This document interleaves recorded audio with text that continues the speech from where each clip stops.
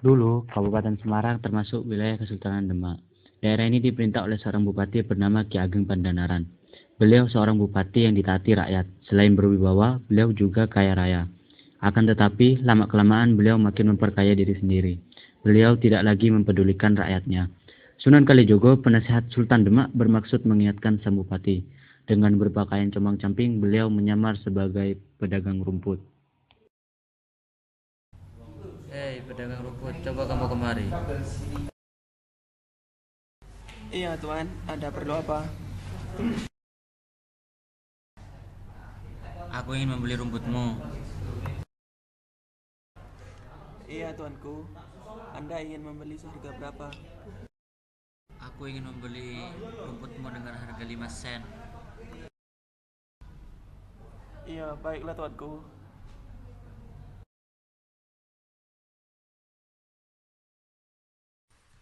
Akhirnya sang pedagang rumput segera menaruh barang dagangannya yang berupa rumput itu ke kandang milik sang bupati. Namun, dia tidak mengambil uang yang diberikan oleh sang bupati, melainkan segera menaruhnya ke dalam keranjang yang berisi rumput-rumput itu.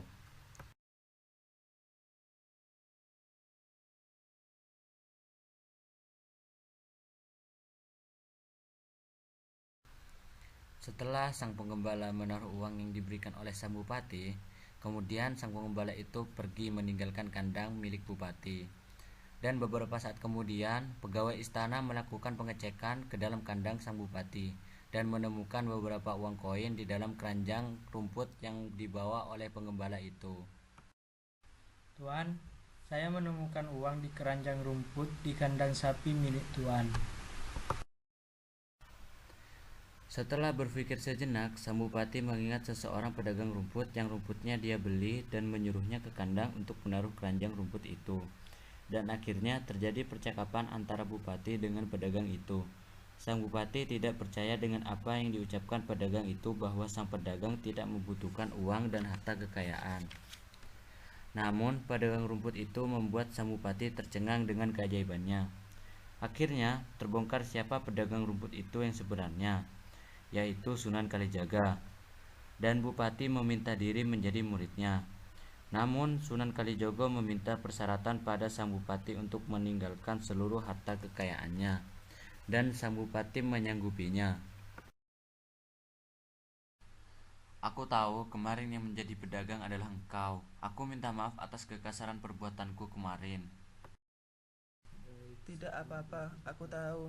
Kamu tidak mau merugi sedikit pun, karena kamu sangat menyayangi hartamu. Berilah aku kesempatan menjadi muridmu.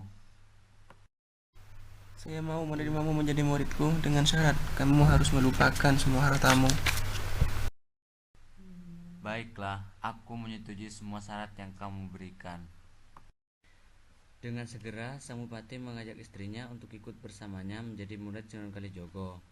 Dan akhirnya setelah bersiap-siap, sang bupati segera mengikuti Sunan Kalijogo ke hutan dengan istrinya. Namun istrinya bersiap-siap belakangan, sehingga sang istri hanya bisa menyusul dari belakang. Di balik itu, sang istri menyiapkan sebilah tongkat bambu yang berisikan koin emas dan beberapa permata yang dia anggap sebagai bekal untuk dalam perjalanan.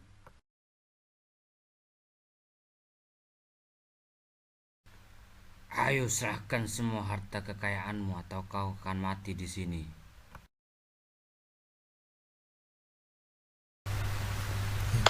Aku tidak bawa apa-apa.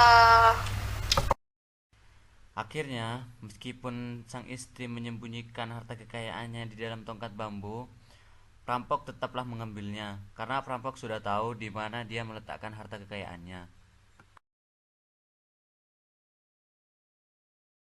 Setelah dirampok, istri sang bupati segera menemui suaminya di depan dan menceritakan segala apa yang terjadi pada dirinya di perjalanan. Akhirnya sang sunan membuat kesimpulan bahwa kesalahan itu diakibatkan oleh mereka bertiga, yaitu sang bupati, istri sang bupati, dan perampok itu, sehingga menamakan tempat kejadian di mana sang istri bupati itu mengalami perampokan dengan nama Salatiga.